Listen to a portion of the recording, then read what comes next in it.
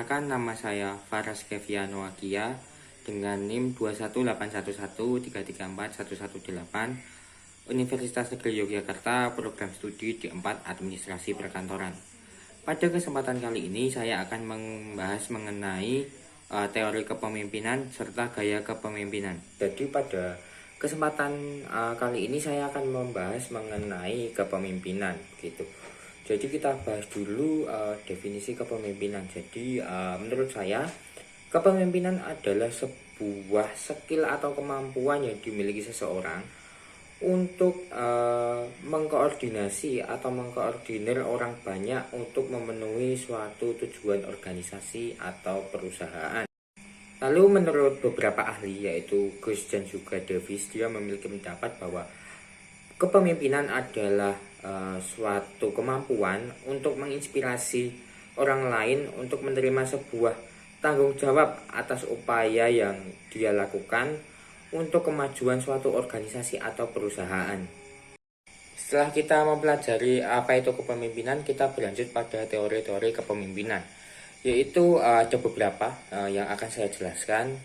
Kita mulai dari teori dari Ohio University. Ini dilakukan pada 1949 oleh J.K. Hemphill. Jadi dia melakukan penelitian dengan mengumpulkan 1.800 butir pernyataan dari perilaku kepemimpinan. Lalu dari 1.800 itu disortir menjadi 150 butir pernyataan.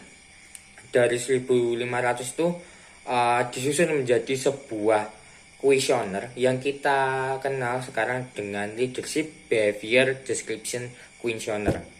Lalu pada LBDQ atau Leadership Behavior Description Questionnaire itu terbagi menjadi dua dimensi atau dua jenis kepemimpinan begitu.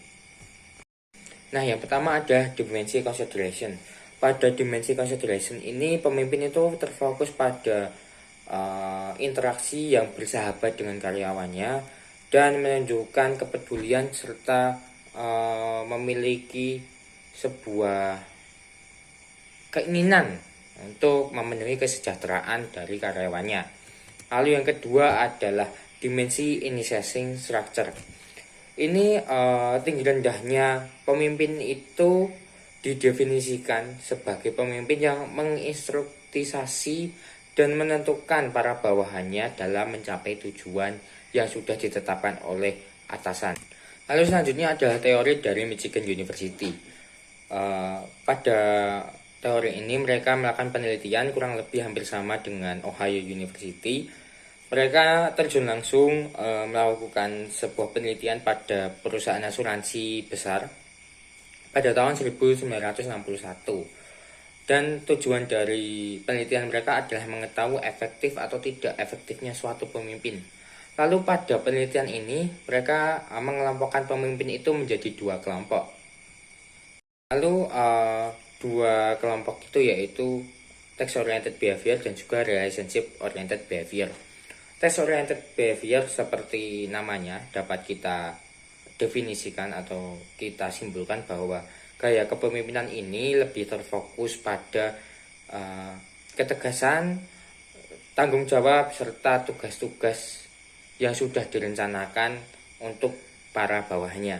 Jadi pemimpin ini terfokusnya itu hanya pada job desk para bawahnya. Lalu yang kedua ada Relationship Oriented Behavior.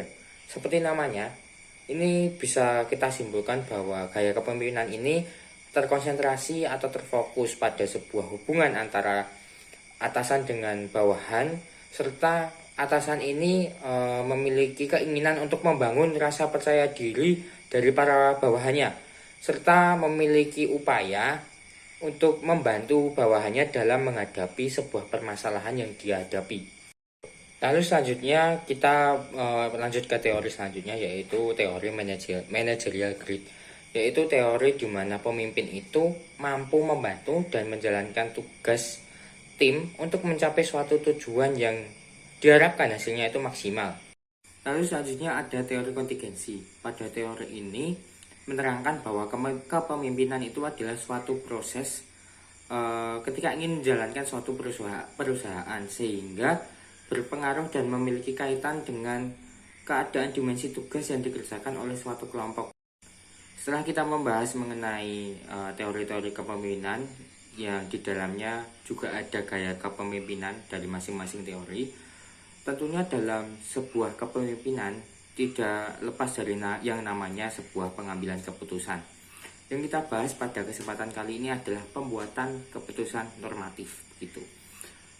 Bisa kita simpulkan bahwa keputusan normatif itu adalah suatu pengambilan keputusan dengan cara memberikan pedoman dasar, agenda, jadwal dan urutan-urutannya begitu. Sehingga dalam pengambilan keputusan tersebut terfokus pada apa yang seharusnya dilakukan oleh pembuat keputusan sehingga dapat diperoleh itu yang namanya suatu keputusan yang rasional.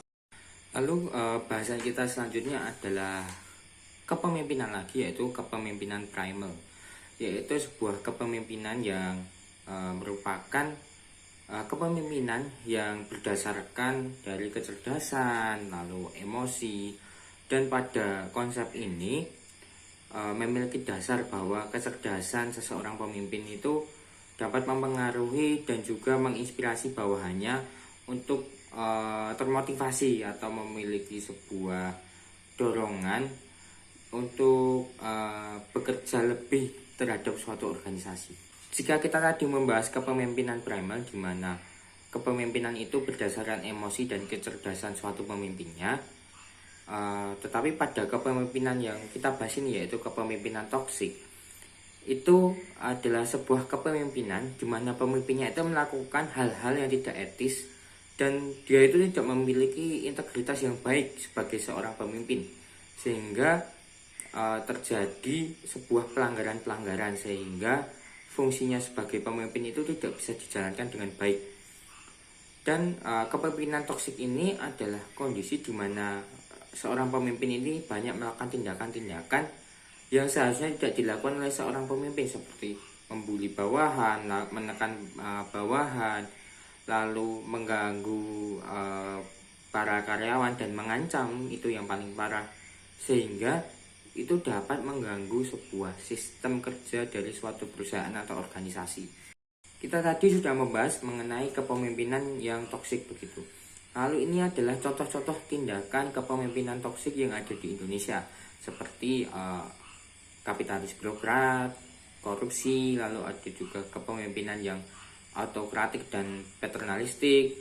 Lalu juga ada ini yang menurut saya paling parah, karena apa? Pemimpin tersebut memanfaatkan jabatannya atau memanfaatkan sumber daya organisasi, sedangkan itu bukan haknya begitu, sehingga dia itu mencari keuntungan untuk dirinya sendiri dengan memanfaatkan jabatannya. Berikut penjelasan saya mengenai teori kepemimpinan serta gaya kepemimpinan. Mohon maaf ada salah perkataan. Terima kasih, saya Faras Keviano pamit undur diri.